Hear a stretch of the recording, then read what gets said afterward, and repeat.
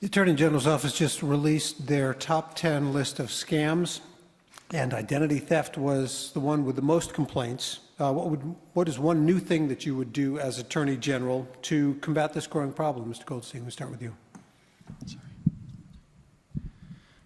Look, identity theft is a huge issue, and the Attorney General has a significant amount of power to protect all of our rights, consumer rights specifically. So the number one job of the Attorney General is to be the lawyer for the people, to actually litigate. And that's what needs to happen. We need to be proactive and aggressive going after these abusers, specifically the ones that are doing this identity theft. So that's really the crucial thing, is being proactive, going into court and suing these corporations, these banks, these entities that are taking advantage of us every day. As Attorney General, I will do that. I've been in trials many, many times. I've done hundreds of trials, state, federal court, civil, criminal cases. I know how to try a case, and that's the crucial thing we need in this Attorney General. Mr. Mariotti. So I've investigated identity theft before, and I don't think really banks are the issue. I think they're often their partners in trying to help detect identity theft. So when it comes to identity theft, I think we actually need to involve the industry so that we quickly get information about identity theft as it's happening. So when consumers, what we need to make sure is when consumers are reporting identity theft, that financial institutions act quickly, and if they don't, I will take action. But ideally, they're a partner in the process where they are helping us quickly resolve consumer complaints, because frankly, the Attorney General's office needs that ability and needs the private entities to work with them to solve the problems for the consumers. If they don't, it is very difficult to solve just through litigation and investigation. Mr. Quinn. Well, I think Equifax is an example of a serious breach of privacy of millions of people, including millions in Illinois. And I think it's very important to use the privacy clause in the Illinois Constitution. Most states do not have a privacy clause to bring them to justice. The consumer should not have to pay, by the way, to get their credit record repaired. I think these companies who have caused the damage need to pay for that, and I think the Attorney General needs to sue them in order to do that. Unlike other states that don't have a privacy clause, Illinois needs to use that clause to set up new opportunities to protect the information that people have. It shouldn't be taken by big corporations without any kind of compensation, without even alerting people that they're taking their information. Mr. Harlan. Breach of data is becoming more and more common these days on all sorts of fronts, and so the Attorney General's office has to be equipped to keep track with all the fronts in which that is being breached. I was talking to a firm who focuses on privacy just earlier this week, and they were talking about how the apps that are used to keep track of your kids can be breached. And so the Attorney General's office has to be equipped to keep up with technology, and I think that's one of the fronts that I would make sure I make an investment in. Ms. Rodring. So we know that consumer protection is one of the most vital aspects of the Attorney General's office, and to be able to take action to protect the most vulnerable members of our society is a critical component of that. By virtue of providing outreach and education and ensuring that people, whether they're seniors, veterans, immigrants who don't have English as their first language, are reached and educated so that they can protect themselves and know what actions to take if something like this occurs. Right now, we know that scammers are targeting people who may not be able to read the fine print or understand what is meant by certain agreements. And it's important to provide that outreach and that education in a way that gives the vulnerable people in our society the ability to protect themselves, but also to reach out and get the necessary actions taken when it happens. Three immediate things that I would look to do is obviously prosecute and litigate, as Attorney General is doing currently with Equifax. Anybody who's not taking the appropriate measures to protect the information of Illinoisans. Make sure we work with the Illinois Department of Financial and Professional Regulation in establishing protocols for anyone that wants to do business in our state, that they're making sure we have adequate protections before they even receive the information of Illinoisans.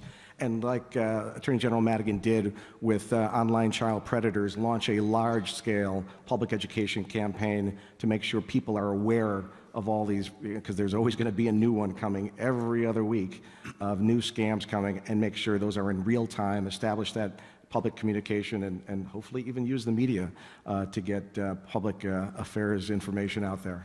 We're useful sometimes. Yes, I know. All of you have talked quite a bit We in have this. a couple more that we need to get Oh, to. I'm sorry. Mr. Jury and Of course. Ms. Fairley. As a federal prosecutor, I investigated and prosecuted identity theft and actually led training for the U.S. Secret Service, who's the agency in charge of investigating identity theft at the federal level. As a state representative, I've recognized that one of the biggest issues that we're going to confront as a society is the amount of data that big corporations have about our children. I'm a father of two. Both of them have Chromebooks in their schools and iPads in their schools, and every single day they go into school and they enter data after they enter their password, and it is a disaster waiting to happen. We need to have an attorney general who's going to go after these big corporations, put restrictions in place for them to not only protect the data, but again, make sure that they have skin in the game, that when that data is breached, that they have an obligation to come forward and admit that the day it happens, and also make sure that reparations are paid so that our children can remain safe. Ms. Fairley. Thank you. As a federal prosecutor, I did work counter-espionage cases, including the prosecution of an individual who stole trade secrets from a United States company on behalf of the Chinese government.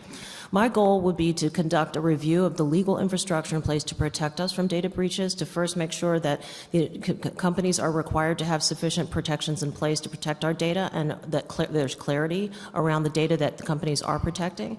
And then afterwards, if there is a breach that occurs, that there's a legal process for consumers who are suffering losses as a result of the identity theft can recover those losses, and that the companies who have not been diligent in protecting our private information, there's a mechanism for punishing them and making sure that they are motivated to do so in the future. I started to say that most of you have spent a lot of time talking about who is truly independent in this race, about conflicts of interest and campaign donations.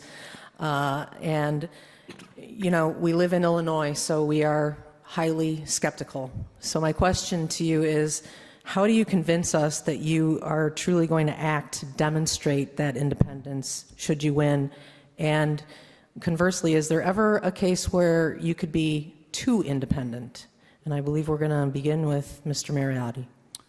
So my average contribution size in this race is under $100. I am not taking any money from special interests or interests that are doing business in front of the Attorney General. I'm not a politician or an insider. I'm not beholden to anybody other than the people who give me $20 at a time online, the typical donors that I have.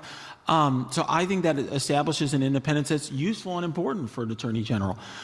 Is there a time when independence is not useful? Well, look, the Attorney General does have a job being a legislative advocate. I do think that an experienced politician can do well cutting deals down in Springfield, but frankly, I think we have too many deals getting cut down in Springfield, and we could use a lawyer who's principled and independent and could hold those people and keep them honest when they're trying to enact unconstitutional policies like SB 1, the pension bill. Thank you. Well, I think it's very important for the Attorney General not to have conflicts of interest. That's part of the Code of Professional Responsibility for attorneys. You cannot be recusing yourself on cases involving utilities or banks or insurance companies or red light camera operators. And so I don't take campaign contributions from any of those entities in this campaign. When I was the commissioner of the Cook County Board of Property Tax Appeals, I did not accept campaign contributions from property tax lawyers who practiced before me. When I was state treasurer, I did not take contributions from banks. And I think it's important to always have that independence so you don't have conflicts. Every person who serves in elected office takes an oath. Their duty is to the public, not to any campaign contributor. Senator Raul. Yeah, so certainly this topic has been talked about with regards to me in particular. And how do I demonstrate it? By a 13-year record. I've had a 13-year record of taking campaign contributions, and in no instance has a campaign contribution dictated how I act as a public servant. This has been raised with regards to me, in particular with regards to tobacco contributions. I've taken contributions from tobacco interests historically, and I've voted consistently consistently with the American Lung Association, which is usually interpreted to be on the opposite side of tobacco interests. Mayor? When I became mayor, I shook up City Hall and brought in new reforms that directly addressed conflicts of interest and the appearance of impropriety. We live in a state right now that's an absolute poster child for a lack of resident trust in our elected officials, and so it's absolutely vital to know that the people who are at the helm representing as the top lawyer of the state are truly independent and will serve only the interests of the people of Illinois. I have a 9-year record. I've been in elected office for 9 years, and to get to that point, I've had to fundraise. It's ridiculous. I'd love to talk about campaign finance reform, but at the moment, this is the process we've been handed. It's important to communicate with the voters, and anybody who wants to can take a look at my record and note that there is no correlation between what I voted on and who's contributed to me. I think you judge how to be independent, and I don't intend to be independent. I have a duty. I have a duty to my client, and I'd be vigorously adhering to that duty to the citizens of Illinois. But in terms of independence and the way I think you're asking the question, you can look and see when I was appointed to the Chicago Board of Education by the mayor, and the mayor appointed a friend of his to serve as CEO, and I believed his friend was not doing something that was proper, I called it out. When I knew it would likely be at my peril of continuing to serve on that board, and it did, end up being at my peril. I was removed from that board, but I wasn't afraid to call it out and demonstrate that my independence from the very person who appointed me, and my duty was to the citizens of Chicago. I think I fulfill that duty admirably, and I would continue to do so and do the right thing always as Attorney General. Thank you. Representative Drury? The elephant in the room isn't campaign contributions, it's Mike Madigan, right? Anybody who is a Democrat in the state of Illinois or who knows a Democrat in the state of Illinois wonders, are you going to be independent of the Speaker of the House? I'm the only Democratic member of the House of Representatives in the last 3 decades who did not vote for him to be the Speaker of the House. So that's how you know that I'm going to be independent. But if you look at Governor Quinn, Mike Madigan tapped him to be his patronage chief. The party is giving Kwame Raoul hundreds of thousands of dollars because they know that those people will carry their water. If you want a truly independent prosecutor, if you want a truly independent attorney general, you have to vote for one. And the question, can someone be too independent? No. You cannot be too independent as the attorney general of the state of Illinois. Was Pat Fitzgerald too independent when he went after Governor Ryan? Or maybe he was too independent when he went after Governor Blagojevich. It's a silly question. You cannot be too independent when you're the chief law enforcement officer of the state of Illinois. So I'm not a politician, and I am in this race because I love being a lawyer, and this is the best legal job in the state, and that's why I want it. So I will not be making decisions based on how they might impact my political career. I haven't run for governor. I haven't wanted to be. I haven't been governor, and so the issue here, I've taken no money from special interest groups or the politicians that are so holding our state hostage at this point. And I've demonstrated independence in the work that I've done. And can you be too independent? No, but you have to be able to have an arm's length relationship with the people that you need to regulate and control and investigate, but also be able to collaborate with them to get things done. So if you make things too adversarial and too personal, then that can be a detriment to actually achieving what you want to achieve in the job. Mr. Goldstein. I will be independent because you could look at my history. My first election that I won in 2016 was against a 40-year incumbent machine politician, Dick Mell. Everyone told me that was a dumb idea to run against this individual. He's unbeatable. But with the help of everyone in the community, we actually won. Then when I became committeeman, I actually wrote an article specifically railing on the process that the Cook County Democratic Party engages in, which is $40,000 contribution for any judicial candidate that gets the endorsement by the party. So I've spoken out on those things. You know I could be independent. I haven't received any contributions from corporations or any special interests. And I want to leave you with this question. Why do you give money to a politician? I think it's fair to say that you give money because you believe in that politician. Now let me ask you another question. Why would tobacco companies give $100,000 to Senator Raoul?